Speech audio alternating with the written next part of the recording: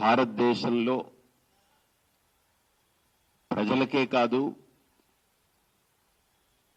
పాడి పంటలకే కాదు, ప్రతి జీవకోటికి కూడా రక్షణ కల్పించే చట్టం చేయగలిగేటువంటి స్థానం పార్లమెంట్. అలాగనే రాష్ట్రాల్లో మనకు అసెంబ్లీ అనుకుంటాం. అటువంటి పార్లమెంట్లో కానీ అసెంబ్లీల్లో కానీ ప్రత్యేకించి ఒక గోవు యొక్క రక్షణ కోసం పులుల్ని చంపితే, జింకల్ని వేటాడితే, లేదా వీధిలో కుక్కల్ని కూడా చంపకూడదనే రూల్ వచ్చింది. అంటే ఈ దేశంలో కుక్కలకి, నక్కలకి, బొక్కలకి ఉండే విలువ మన గోమాతకు లేకుండా చేశారు వీళ్ళు. ఎంత దౌర్భాగ్యపు పరిస్థితి. గావో విశ్వస్య మాతరః. గోవు అనేది నీ తల్లి లేకపోయినా ఆది పాలిచ్చి నిన్ను కాపాడుతుందనేటువంటిది మనకు శాస్త్రాలు చెప్తున్నాయి. రెండోది, గోవుల్ని పాలిస్తున్న నాలాంటి వాళ్ళకి ఒక చిన్న అనుభవం.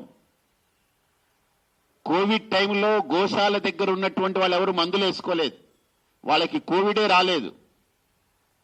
గోశాల వదిలి వెళ్ళిపోయిన వాళ్ళందరికీ కోవిడ్ వచ్చింది, అందులో ఉన్న వాళ్ళకే. అంటే ఒక గోమాత ఉంటే ప్రపంచాన్ని పట్టి పీడించిన కోవిడ్ కూడా గోమాత దరిదాపుల్లోకి రానివ్వలేదు. గోవు పక్కనున్న తన బిడ్డల దగ్గర కూడా గోమాత ఆ కోవిడ్ నుంచి రక్షణ కల్పించింది. అది మనకు అర్థం కావట్లేదు. అలాంటి గోవు రక్షణ గురించి ఆ పార్టీలో ఉన్నటువంటి ఒక ఎంపీ గారే పార్లమెంటులో ప్రశ్నలు లేవనెత్తి నాకు ఇప్పుడు తెలిసింది, చాలా విచిత్రం అనిపిస్తుంది. దానికి ఇక్కడ ఉన్నటువంటి ఈ సికింద్రాబాద్, ఈ జూబ్లీ హిల్స్, వీటన్ని నియోజకవర్గాలకు సంబంధించినటువంటి ఎంపీ గారు, ఇక్కడ గెలిచినటువంటి ఎంపీ గారు, మన ఎంపీ గారు, ఆయన కేంద్ర మంత్రి అయి పార్లమెంట్లో గోవుని no plans to declare cow as a national animal, no plans to declare. చూడండి, మా దగ్గర ఏం ప్లాన్ లేవు. ఇప్పుడు ఒక మనిషి బోడి ప్లాన్లు అవసరమా అండి ఒక గోవుని కాపాడుకునేదానికి? ఇంత మానవ జాతిని కాపాడే గోవుని కాపాడుకునేదానికి మా దగ్గర ఏం ప్లాన్ లేవంటున్నారు.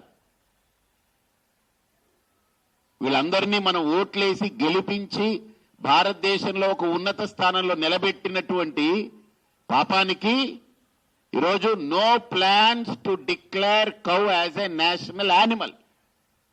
ఇక ఇంతకంటే దౌర్భాగ్యపు మాట పార్లమెంట్లో మన చెవుల్లో పడడం, పార్లమెంట్లో మాట్లాడినటువంటి మాట. అది కూడా ఏంటి, క్లారిఫైస్ ఇన్ పార్లమెంట్. ఇంకా పార్లమెంట్లోనే ఆ తీర్పు వచ్చిన తర్వాత ఇంక ఈ దేశంలో గోవులన్నిటినీ నరికేసుకోండి అని చెప్పడమే, చంపేసుకోండి అని చెప్పడమే. సిగ్గుపడాలి సమాజం. హిందువులు కూడా ఆలోచన చేయాలి. హిందువులు ఓట్లు అడుక్కోవడం కాదు, హిందూ సమాజం హిందూ ధర్మానికి గ్లాని కలిగినప్పుడు నిలబడగలగాలి. ఒక గుడి కడితే గొప్ప కాదు, ఆ గుడిని రేపు ఇంకోటి కొట్టేస్తాడు. ఒకప్పుడు కట్టుకున్న మన గుడిని ఇంకోటి కొట్టాడు, ఇప్పుడు కట్టుకున్నా ఎప్పుడైనా కొట్టేస్తాడు. ఈ గుళ్ళు కట్టడం కొట్టడం కట్టడం కొట్టడం నడుస్తూ ఉంటాయి.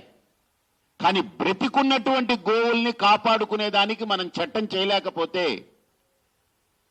100 కోట్ల హిందువుల అభిమానాన్ని చూరగొనాలనుకునేటువంటి వ్యక్తులు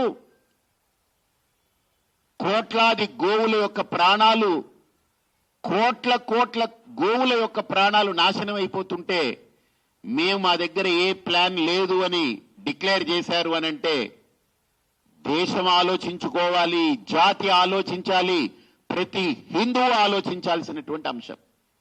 ఈ మాట చాలా బాధ పెడతా ఉంది. వ్యక్తిగతంగా నాకు ఆయనకి అభిమానం ఉండొచ్చు, వ్యక్తిగతంగా మాట్లాడుకోవచ్చు, అది వేరే విషయం.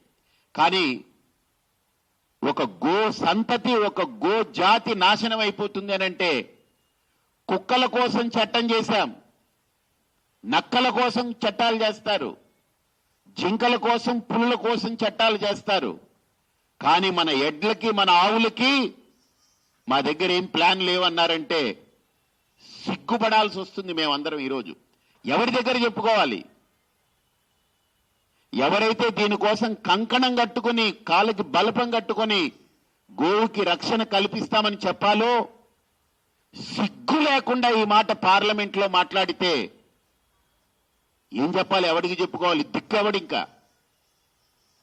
అందుకే గెలిచాడా ఓడాడా ఇవన్నీ అనవసరం. ఒక వ్యక్తి ముందుకొచ్చాడు, గోమాత కోసం నేను నిలబడతాను. ఆయన చుట్టూ బలం లేదు, బలగం లేదు, డబ్బు లేదు, దశకం లేదు, ఏమీ లేదు. ఓ గో అనే ఒక నినాదం పట్టుకుని తిరుగుతున్నాడు.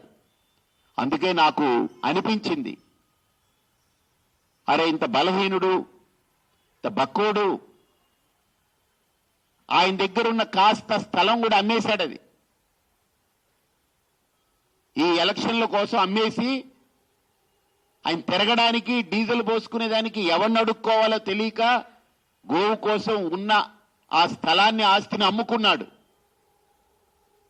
నేను అడిగా, శివకుమార్ ఒకవేళ నువ్వు గెలిస్తే ఏం చేస్తావనంటే, ఇప్పుడు నేను గెలవడానికి ఫుట్బాల్ బొమ్మ ఎలా పట్టుకెళ్లానో, నేను అసెంబ్లీలో కూర్చుంటే కనుక నా గోమాతతోటే కూర్చుంటా, నేను గోవుతోనే తిరుగుతా, గోవుతోనే పడుకుంటా, గోమాత పాలే తాగుతానని. కానీ ఒక చిన్న మాట, బీఫ్కి జీఎస్టీ ఎత్తేశారు, కానీ ఆవు నెయ్యికి జీఎస్టీ ఉంది. ఆవుని నరికేస్తే, ఆ మాంసం ఎగుమతి చేస్తే దానికి జీఎస్టీ లేదంట. ఇప్పుడు ఆయన చెప్తుంటే విచిత్రంగా ఉంది. అవునా? అది నిజమేనా? అదో వీళ్ళందరూ చెప్తున్నారు. కానీ ఆవు నెయ్యికి జీఎస్టీ ఉంది. అరే ఆవే చచ్చిపోతే నెయ్యి ఎక్కడి నుంచి వస్తుందిరా భయ్? దిమాక్ లేదా ఈ మాత్రం? దేడి దిమాకా అది? దిమాక్ ఉండాలా? ఆవు చచ్చిపోతే నెయ్యి ఎక్కడి నుంచి వస్తుంది? ఆవుని చంపేసి బీఫ్ ఎగుమతి చేసుకో అంటే నెయ్యి ఎక్కడి నుంచి వస్తుంది? ఆలోచన చేయాలి. అంటే వీళ్ళెవరూ కూడా ఆవు పాలు తాగట్లే, బర్రె పాలు తాగుతున్నారా? వీళ్ళు ఎద్దు పాలు తాగుతున్నారా? ఎద్దు పాలు కూడా తాగుండొచ్చు, మరి మనకేం తెలియదు. ఎందుకంటే అలాంటి బుద్ధిలో, అరే జీఎస్టీ దేనికి పెట్టాలి, దేనికి పెట్టకూడదనే ఆలోచన కూడా లేకపోతే ఏం చెప్తాం ఇంకా? నమస్కారం. అలాంటి ఈ వ్యవస్థలో గోవు గురించి తన దగ్గరున్నవన్నీ అమ్మేసి, ఇదిగో ఇలాంటి సాధువులు, సంతులు, బక్కోళ్ళు వాళ్ళని వేసుకుని రోడ్ల మీద తిరుగుతూ, ఈ వృషభాలతోటి, మంచి గోమాతలతో రథం తయారు చేసి తిప్పుకుంటూ ప్రజల్ని అడుక్కుంటూ తిరుగుతున్నాడు ఆయన. నాకు అనిపించింది, గోవు కోసం నిలబడ్డాడుగా, గోమాత కోసం అన్ని వదిలేసి నిలబడ్డాడు కదా, కానీ అన్ని వదిలేసి ఒక్క గంటైనా నేను వాడి కోసం రాకపోతే నేను ద్రోహం, వాడికి కాదు గోమాతకు ద్రోహం చేసిన వాడిని అవుతానండి. అందుకే వచ్చాను, అందుకే నా గొంతు విప్పుతున్నాను, మాట్లాడుతున్నాను. పార్టీలు వస్తాయి పోతాయి, మంత్రులు, ప్రధానమంత్రులు, ముఖ్యమంత్రులు ఎంతో మంది చచ్చిపోయారు, మళ్ళీ వస్తున్నారు, పోతారు, వీళ్ళు పోతారు, ఎవరు ఉండరు. కానీ దేశాన్ని కాపాడేది చట్టాల కంటే గొప్పదైన ధర్మం కాపాడుతుంది. ఆ ధర్మానికి పార్లమెంట్లో దిక్కులేని పరిస్థితి వస్తుందంటే, ఆ ధర్మానికి పార్లమెంటులో ప్లాన్ లేదు అనంటే, ఆ ధర్మాన్ని కాపాడడానికి పార్లమెంట్లో అవకాశం లేదు అంటున్నామంటే, ధర్మం జోలికి వెళితే ఏమవుతుందో మహాభారతం చెప్పింది, ధర్మం జోలికి వెళితే ఏమవుతుందో రామాయణం చెప్పింది, ధర్మం జోలికి వెళితే ఏమవుతుందో పురాణాలు చెప్తున్నాయి. ఇప్పుడు ధర్మం జోలికి వెళితే గోవు కూడా అంతకంటే గట్టిగా సమాధానం ఇవ్వగలదనేది కూడా అందరి ద్వారా మీడియా ద్వారా హెచ్చరిస్తున్నా. కాబట్టి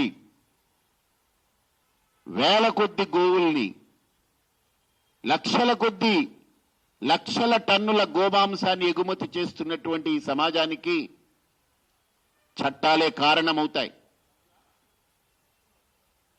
అసెంబ్లీ పార్లమెంట్లు వేదికగా ఈరోజు గోవధ జరుగుతుందనంటే వాళ్ళు చట్టాలు చెయ్యకపోవడం వల్లనే కారణం. కాబట్టి దయచేసి మీడియా ద్వారా నేను చెప్పేవన్నీ కూడా ఇది ఏ వ్యక్తిగతమైన అంశం కాదు, ఏ పార్టీని తోలనాడాలని కాదు. మన భారతదేశం అంటే గోవు తర్వాతే ఏదైనా. అంత పెద్ద కృష్ణుణ్ణి మనం గొప్పగా దేవుడిని పూజిస్తాం, కానీ ఆ కృష్ణుడు ఆరాధించింది గోవుని. దత్తాత్రేయ స్వామిని మనం దేవుడిగా ఆరాధిస్తాం, ఆ దత్తాత్రేయ స్వామి వారు ఆరాధించింది గోవుని. కాబట్టి గోవు అనేటువంటిది జంతువు కాదు, గోవు అనేది ప్రాణి కాదు, గోవు అనేది ఈ దేశానికి ఆత్మ. గుర్తుపెట్టుకోండి, ఈ దేశానికి మంత్రము, యజ్ఞము, ఋషులు, సంస్కృతి, ధర్మము ఇవన్నిటికీ కేంద్ర బిందువు గోవు మాత్రమే. గోవు లేకపోతే ఇవేవీ లేవు. కాబట్టి ఈరోజు గోవుకే పార్లమెంట్లో స్థానం లేదు అనంటే, గోవుకే ఈ దేశంలో బతికే స్థానం లేదు, దానికేం ప్లాన్ లేవు మా దగ్గర అంటే, గోమాతే దానికి సమాధానం చెబుతుంది. గోమాత చెప్పే సమాధానం అతి భయంకరంగా ఉండబోతుంది. కాబట్టి తప్పకుండా ఒళ్ళు దగ్గర పెట్టుకుని రాజకీయ నాయకులు ఎవరైనా సరే, ఏ పార్టీ అయినా సరే, గోమాతకి ప్లాన్ లేవు, గోమాతకి స్థానం లేదు, గోమాతకి అవకాశం లేదు, గోవుల గురించి మాకు ఆలోచించే మాకు బుద్ధి లేదు అని ఎవరైనా మాట్లాడుతున్నారనంటే ఆ గోమాతే తిరిగి సమాధానం చెప్తుందని నేను మనస్ఫూర్తిగా విశ్వసిస్తున్నాను. అది ఎంతటి తీవ్ర పరిణామం ఉండబోతుందో భవిష్యత్తు తేలుస్తుంది. జై హింద్, జై గోమాత, భారత్ మాతాకి జై.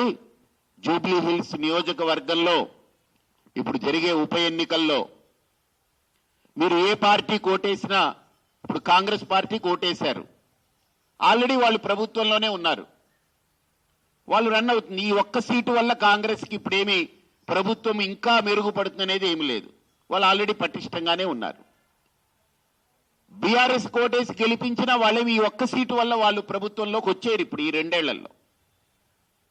కానీ అక్కడ అన్ని పార్టీల వాళ్ళు ఎవరైతే గోమాతని గౌరవిస్తున్నారో, గోమాత బ్రతకాలని కోరుకుంటున్నారో, పార్టీలు లేని వాళ్ళు, మామూలు వ్యక్తులు కూడా, సామాన్యులు కూడా ఈసారి ఒక్కసారి గోమాతకు ఓటేస్తామని ఆలోచన చేయండి. ఈసారి ఒక్కసారి గోమాతకు ఓటేస్తామని ఆలోచన చేయండి. ఎలాగో కిషన్ రెడ్డి గారు కూడా ఈరోజు చాలా గొప్ప మాట చెప్పారు. స్వతంత్రం వచ్చినప్పటి నుంచి ఇప్పటిదాకా జూబ్లీ హిల్స్ లో ఎన్నికలు జరిగినా ఏ ఒక్కసారి బీజేపీ గెలవలేదని. ఈ ఒక్కసారి గెలిచేస్తే కూడా చేసేది ఏమీ లేదు కదా, ఎలాగో అప్పటి నుంచి గెలవలేదు కదా, గొడవ లేదు. కాబట్టి ఇప్పుడు ఈ పార్టీలన్నీ పక్కకు పెట్టి ఒక్క గోమాతకి ఓటేద్దాం. శివకుమారు గోవు కోసరం గనుక తిరగకపోతే అప్పుడు మనందరం శివకుమార్ని రోడ్డు మీద పెడదాం. ఆయన మొత్తం వదిలేసి గోవు కోసం తిరుగుతున్న వ్యక్తి. ఈరోజు వేసే ఓటు శివకుమారికి కాదు, ఈరోజు మనం వేయాలనుకునే ఓటు ఒక వ్యక్తికి కాదు, ఒక గోవు అనే మాతకి. అది గెలిపిస్తారా, ఆ గోమాతను ఓడించుకుంటారా? గోమాత ఓడదు, మన లోపల దాని పట్ల ఉన్న ప్రేమ ఎలాంటిదో మనకు నిరూపణం అవుతుంది. కాబట్టి తప్పకుండా ప్రతి ఒక్కరూ పార్టీలకు అతీతంగా, వ్యక్తులకు అతీతంగా అన్నిటినీ పక్కకు పెట్టి, మీడియా కూడా తప్పకుండా ఈ విషయంలో నిలబడగలిగితే, పూర్తి స్థాయిలో వ్యక్తుల్లోకి తీసుకెళ్లగలిగితే మా ఆవేదనని, మా ఆక్రందనని, మా ఆక్రోశాన్ని, మా ఆవేశాన్ని, ఖచ్చితంగా దీనికి ఒక న్యాయం జరుగుతుందని, జరగాలని. గోవు బాగుంటే ఈ దేశం బాగుంటుంది. కాబట్టి ఈ దేశానికి పేరు భారతదేశం అనే పేరు మనందరికీ తెలుసు, కానీ గోవ్రత దేశమని కూడా దీనికి ఒక పేరుంది. ఇక్కడ ఉండేటువంటి ఎన్నో భూములకు పేర్లు ఇప్పటికీ కూడా ప్రభుత్వంలో గోచర భూములని పేర్లున్నాయి. వాటన్నిటిని గోచర భూములు అంటారు.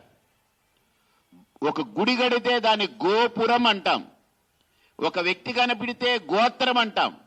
అంటే ప్రతిదీ గోవుతో కనెక్ట్ అయినటువంటి సంస్కృతి. గోవు లేకపోతే ధర్మం లేదు, గోవు లేకపోతే సంస్కృతి లేదు, గోవు లేకపోతే గుర్తుపెట్టుకోండి మనకు మనుగడే లేదు. గూగుల్ ఎప్పుడైనా దెబ్బతింటే ఇబ్బంది ఏం లేదు, కానీ గోవు దెబ్బతింటే మొత్తం ప్రకృతి సమస్తం సంక నాకిపోతుంది. గోమాత దెబ్బతింటే ఈ ప్రకృతి సంక నాకిపోతుంది, ప్రకృతి ప్రళయాలు సృష్టిస్తాయి. కాబట్టి గోమాతను కాపాడుకుందాం. ఈసారి గోమాత ఎందుకు ఓటేయాలి గోమాత గుర్తుకనంటే అది రాజకీయం గురించి కాదు. అతనే అన్నాడు గోవుని ఈ దేశానికి ఆత్మగా, ఈ దేశానికి సొత్తుగా, సంపదగా ఈ గోవుని మన దేశ ప్రాణిగా మీరు డిక్లేర్ చేయండి, నాకు అవసరం లేదు, నేను నిలబడని అంటున్నాడు ఆయన. ఇప్పుడు ఆ మాట నేననలేదు, శివకుమారే స్వయంగా చెప్తున్నాడు. కాబట్టి ఇంత నిష్పక్షపాతంగా ఉన్న వ్యక్తికి ఏదైనా అదైనా డిక్లేర్ చేయండి ప్రభుత్వాలు, ఆ ప్రభుత్వానికి మద్దతు పలుకుతాం. అసలు ఆ ప్రభుత్వాలే మాకు ప్లాన్ లేవు, మేమేం చట్టాలు చేయవనంటే ఎవరికి వెళ్ళి చెప్పుకుంటాం? అందుకే ఆ గోమాత కోసం ఆయన అన్ని ఉన్న చిన్నపాటి ఆస్తిని ఏదో అమ్మేసి ఆయన రోడ్డు ఎక్కి నిలబడ్డాడు. కాబట్టి ఈరోజు ఆయన కోసం ఒక్క గంటైనా నేను నిలబడకపోతే అది ఆయనకు కాదు, నేను గోమాతకు ద్రోహం చేసిన వాడిని అవుతానని నేను కదిలొచ్చాను. కాబట్టి తప్పకుండా అందరూ ఎంతమంది కార్యకర్తలు ఉన్నామో గెలుపోటములు పక్కన పెడదాం. గెలుపోటములు ఏవి నిర్ణయించవు, ఓడిపోయామా గెలిచామా పక్కన పెట్టాం. మన సంకల్పం, మన దృఢ దీక్ష గోమాతను రక్షించుకోవాలి, గోమాతను కాపాడుకోవాలి. కాపాడుకోవాలంటే ఏం చేయాలి? చట్టాలు చేసే దిశగా మనందరం ఉద్యమించాలి. ఇంకా ఈసారి అయిన తర్వాత ఆలోచిద్దాం ఇంకేం చేయాలనేది. గోమాత ఒక్కసారి కనుక విజృంభణ చేస్తే, గోమాత ఒక్కసారి కనుక తలుచుకుంటే ఏం జరుగుతుందనేది కూడా గోమాత తన యొక్క సంకల్పాన్ని తెలియజేస్తుంది. తప్పకుండా అందరం కలిసి అంశంలో, నేను హిందువుని అని ఏమాత్రం స్పర్శ ఉన్నా, నేను గోవుని గౌరవిస్తాననుకున్నా, హిందూ సంఘం కాదు అక్కడ, హిందూ అని బోర్డు పెట్టుకోవడం కాదు, గోమాత కోసం నిలబడండి, గోవుని కాపాడుకోండి. కాబట్టి మనందరం గోమాతకు అండగా నిలబడదాం, గోమాతకు మన ఓటు ఒక దండగా అలంకరిద్దాం. భారత్ మాతాకి, గోమాతాకి. జూబ్లీ హిల్స్ ఉప ఎన్నికల్లో నిలబడ్డటువంటి శివకుమార్కి 11వ నెంబర్ గుర్తొచ్చింది, ఏకాదశ రుద్రులాగా. ఆ ఏకాదశం 11 ఏదైతే ఉందో అది ఫుట్బాల్ ప్లేయర్ గుర్తొచ్చింది. కాబట్టి ఆ గుర్తుపై అందరూ ఓటు వేసి గోమాతకు అది ఆ ఓటు అందేలాగా అందరూ నిష్పక్షపాతంగా, అందరూ భక్తితో, ప్రేమతో ఆనాడు ఓటులో పాల్గొని శివకుమారికి మంచి ఓటు ద్వారా మీ మద్దతు తెలియచేయగలరని మనస్ఫూర్తిగా విజ్ఞప్తి చేస్తున్నాను. ఈ ఒక విశేషం ఏంటనంటే 11వ నెల ఎన్నికలు జరుగుతున్నాయి, నవంబర్ 11వ తేదీ ఎన్నికలు జరుగుతుంది. 11వ నెంబర్ గోమాతకి చిహ్నం కేటాయించారు. కాబట్టి ఇవన్నీ కూడా గుర్తుపెట్టుకోండి, 11 11 11. కాబట్టి తప్పకుండా అందరూ కూడా 11వ నెంబర్ గుర్తుపై, ఫుట్బాల్ పై ఓటు నమోదు చేసి గోమాతకు మీ మద్దతు తెలియచేసి గోవిందుడికి మీ భక్తిని చాటండి. గోవు అంటే గోవిందుడు. కాబట్టి తప్పకుండా మనందరి మదిలో గోవిందుడు ఉంటాడు, మనందరి ఎదలో గోమాత ఉంటుంది. మనం నొక్కాల్సినటువంటి నెంబర్ 11 గోమాతకి వెళుతుంది. భారత్ మాతాకి జై గోమాత. ఓం నమో వెంకటేశాయ. ఈరోజు ఈ ఒక పత్రికా సమావేశం ఏర్పాటు చేయడానికి గల ముఖ్యమైనటువంటి కారణం, మీ అందరికీ తెలుసు, ఈ భారతదేశంలో గోమాత గొప్పతనాన్ని ఈ వేదిక పైన కూర్చున్నటువంటి స్వామీజీలందరూ కూడా కొన్ని సంవత్సరాల కొద్దీ గోవు గొప్పతనాన్ని తెలియజేస్తూ, గోవు మన మధ్యలో జీవించినప్పుడే మనమందరం కూడా ఆరోగ్యంగా ఆనందంగా ఉంటామని పదే పదే చెప్తున్నప్పటికీ కూడా దేశవ్యాప్తంగా గోహత్యలు జరుగుతున్నాయి. మరి ముఖ్యంగా తెలంగాణ రాష్ట్రంలో అయితే గల్లీలో కూడా గోవులను ఎక్కడ పడితే అక్కడ కోసేసి బీఫ్ షాప్లో తల్లి తర్వాత తల్లి భావించేటువంటి గోమాతని కొండికి ఏలాడదీసి బహిరంగంగా అమ్ముతున్నారు. అన్ని కూడా అక్రమంగా తరలించిన గోవులని అత్యంత కిరాతకంగా చంపేసి గోవధకి పాల్పడుతున్నటువంటి ఈ కేంద్ర రాష్ట్ర ప్రభుత్వాలని ఈ వేదిక ద్వారా తెలియజేయడం కోసమే కొన్ని ముఖ్యమైనటువంటి విషయాలు మీ ద్వారా ప్రతి ఒక్కరికి తెలియాలని ఈరోజు ఈ యొక్క సమావేశాన్ని ఏర్పాటు చేసుకున్నాం.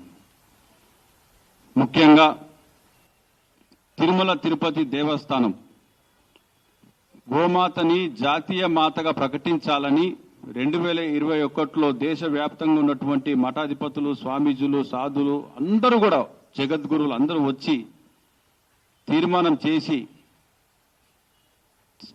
కేంద్ర ప్రభుత్వానికి పంపించడం జరిగింది. గోమాతని జాతీయ మాతగా ప్రకటించమని. ఇప్పటి వరకు ఆ ప్రకటన చేయడం జరగలేదు.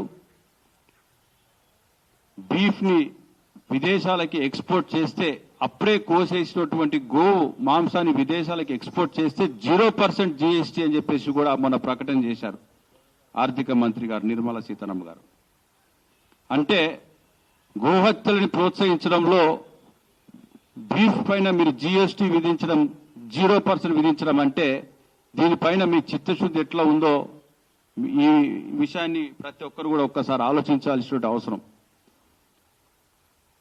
మరి ముఖ్యంగా కొద్దిసేపటి క్రితం కేంద్ర మంత్రివర్యులు మీట్ ది ప్రెస్ లో మాట్లాడినటువంటి సందర్భంలో వారు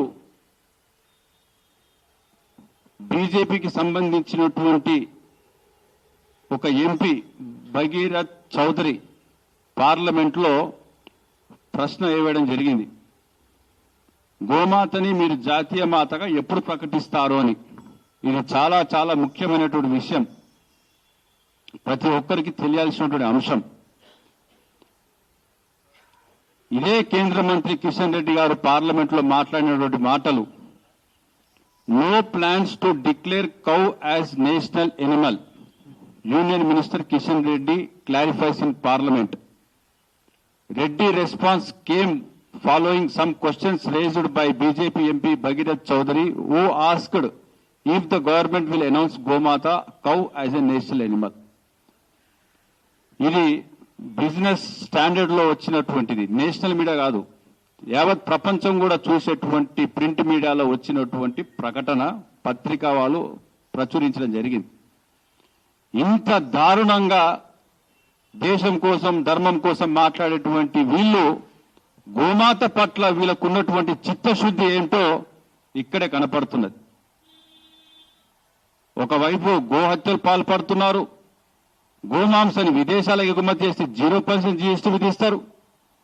అన్ని విధాల గోహత్యలకి ప్రోత్సహిస్తున్నటువంటిది కేంద్ర రాష్ట్ర ప్రభుత్వాలని ఈ సందర్భంగా తెలియజేస్తున్నా. ఇప్పుడు ఈ అంశం పైన కేవలం గోహత్యలకు పాల్పడుతున్నటువంటి ప్రభుత్వాలని ప్రశ్నించడం కోసమే ఈరోజు మేము జూబ్లీ హిల్స్ ఉప ఎన్నికల్లో పోటీ చేయడం జరుగుతున్నది. అసలు మాకు అవసరమే లేదు రాజకీయాలు. గోమాతను జాతీయ మాత ప్రకటిస్తే మాకు రాజకీయాలు చేసే అంశమే లేదు. వీళ్ళు చేయకపోవడం కాక గోహత్యలను ప్రోత్సహిస్తున్నందుకు ఈ వేదిక ద్వారా వీళ్ళని ప్రశ్నించాల్సినటువంటి సమయం ఆసన్నమైంది కాబట్టే ఈరోజు జూబ్లీ హిల్స్ ఉప ఎన్నికల్లో మేము పోటీ చేయడం జరుగుతున్నది. ఈ ఎన్నికల ప్రచారంలో ప్రధాన ఎజెండాగా గోమాతని జాతీయ మాతగా ప్రకటించాలి, ఎందుకు ప్రకటించడం లేదన్నటువంటి విషయాన్ని ప్రతి ఒక్కరికి తెలియజేసి వీరి యొక్క చిత్తశుద్ధిని ప్రతి ఒక్కరికి తెలియజేయాలని ప్రతి ఓటర్ దగ్గరికి వెళ్ళి అభ్యర్థిస్తున్నాం. అదేవిధంగా మొన్న బక్రీద్కి 50,000 గోవులని భాగ్యనగరంలో బలి చేశారు కుర్బానీ పేరు మీద. ఇన్ని వేల గోవులని కోసేసినటువంటి దుర్మార్గులని ఈరోజు ఈ ప్రభుత్వాలు ప్రోత్సహిస్తున్నాయి. ఇది చాలా బాధాకరమైనటువంటి విషయం. మరి ముఖ్యంగా గోరక్షకులపైన దాడులు జరిగినప్పుడు గోవులను రక్షించాలని ఒకవైపు దేశవ్యాప్తంగా ఉద్యమాలు జరుగుతుంటే గోరక్షకుల మీద దాడులు జరిగినప్పుడు మాత్రం ఇదే భారతీయ జనతా పార్టీకి సంబంధించినటువంటి నాయకులు అందరికంటే ముందు ఆ హాస్పిటల్ దగ్గర కానీ ఆ ప్రాంతం దగ్గరికి వెళ్లి హడావుడి చేసి ఒక ప్రెస్ కాన్ఫరెన్స్ పెట్టి వెళ్ళిపోతారు. తర్వాత గోరక్షణ కోసం అసలు నోరు కూడా విప్పనటువంటి పరిస్థితి మనం చాలాసార్లు చూశాం.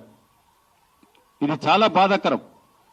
ఒక పక్కన గోరక్షణ జరగట్లేదు, గోవుల సంరక్షణ జరగలేదు, గోవధ మాత్రం యథేచ్ఛగా జరుగుతున్నది. అందుకోసమే జూబ్లీ హిల్స్ ఉప ఎన్నికల్లో దేశవ్యాప్తంగా ఉన్నటువంటి స్వామీజీలు జగద్గురులు అందరినీ కూడా వేడుకున్నాం. మీ వంతుగా గోహత్యల పైన మీ గొంతును కూడా మాతో పాటు రావాలి, మీరు ముందుకొచ్చి మాట్లాడితే దీనిపైన ఒక స్పందన ఉంటుందన్నటువంటి ఆలోచనతోని జగద్గురులు అందరినీ కూడా పిలవడం జరిగింది. అందులో భాగంగా మన శ్రీపీఠం వ్యవస్థాపకులు పరిపూర్ణానంద స్వామి వారిని కూడా వేడుకున్నాం. స్వామీజీ, మీరు గత గోమహాగర్జనలో మీరు చెప్పినటువంటి విషయాలని మేము ప్రజలకి గత 7 సంవత్సరాలుగా తీసుకెళ్తున్న అయినప్పటికీ కూడా కేంద్ర రాష్ట్ర ప్రభుత్వాలు ఈ దిశగా మాట్లాడకపోవడం చాలా బాధాకరమని వారికి కూడా చెప్పి జూబ్లీ హిల్స్ ఉప ఎన్నికల్లో యుగ తులసి పార్టీ పోటీ చేసినటువంటి విషయం మీకు అందరికీ తెలుసు. మేము ఈ ఎన్నికల్లో ఫుట్బాల్ ప్లేయర్ గుర్తును కూడా మనకి కేంద్ర ఎన్నికల సంఘం ఇవ్వడం జరిగింది. సీరియల్ నెంబర్ 11 గోమాత కోసం ఒక ఓటు వేయాలని అందరినీ కూడా ప్రాధాయపడుతూ ప్రతి ఇంటికి కూడా తిరుగుతూ ప్రచారం చేస్తున్నాం. అందులో భాగంగా స్వామీజీ వారిని కూడా ఈ రోజు మీరు రావాలి అన్నప్పుడు వారు ఖచ్చితంగా నేను గోమాత కోసం 24/7 ఎప్పుడు పిలిచినా, ఎక్కడ పిలిచినా, ఎవరు పిలిచినా గోవు కోసం నేను నిలబడతానని వారు చెప్పడం, వారు రావడాన్ని కూడా మేము మనస్ఫూర్తిగా వారికి ధన్యవాదాలు తెలియజేస్తూ తదుపరి ఈ యొక్క విషయాలన్నీ కూడా వారు అన్ని విషయాలు కూడా పత్రిక ద్వారా, మీడియా, ఎలక్ట్రానిక్ ప్రింట్ మీడియా ద్వారా ప్రతి ఒక్కరికి కూడా తెలియజేస్తారు. స్వామీజీ మాట్లాడినటువంటి ప్రతి విషయం చాలా ముఖ్యమైనటువంటి విషయాలు, గోవుకు సంబంధించినటువంటి విషయాలు, గోహత్యలకు సంబంధించిన విషయాలు, ఇది ప్రతి ఒక్కరికి చేరే వరకు మనం అందరం కూడా దీని సాధ్యమైనంత వరకు మనకున్నటువంటి సోషల్ మీడియా ద్వారా ప్రతి ఒక్కరికి కూడా మీరు తెలియాల్సినటువంటి బాధ్యత మీ అందరిపైన ఉన్నది. గోవు అంతరించిపోతే విశ్వ మానవాళి అంతరించిపోతున్నటువంటి విషయాన్ని కూడా మనం తెలుసుకోవాలి. చిన్నజీయర్ స్వామి వారు కూడా చెప్పడం జరిగింది, మేము గోవు కోసం జరిగినటువంటి ఏ ఉద్యమమైనా కూడా మేము సంపూర్ణమైన మద్దతు ప్రకటిస్తామని వారు కూడా చెప్పడం జరిగింది. ఇలా స్వామీజీలందరూ ముందుకు వచ్చి చెప్తున్నప్పుడు ఖచ్చితంగా జూబ్లీ హిల్స్ లో ఈసారి గోమాతని గెలిపించడం కోసం మీ వంతుగా ప్రతి ఒక్కరు కూడా కృషి చేయాలి. కేవలం ఇంకా 3 రోజులు మాత్రమే మిగిలాయి. ఈ 3 రోజుల్లో మీరు ఎంత మేరకు ప్రచారం చేసి గోవుని గెలిపిస్తారనేది మన చేతిలో ఉన్నది. గోమాత ప్రాణం ఈ రోజు జూబ్లీ హిల్స్ ఓటర్ల చేతిలో ఉందని మరొకసారి తెలియజేస్తూ తదుపరిగా స్వామి పరిపూర్ణానంద స్వామి వారిని మాట్లాడాల్సిందిగా విజ్ఞప్తి చేస్తున్నాను. జై గోమాత, ఓం నమో వెంకటేశాయ.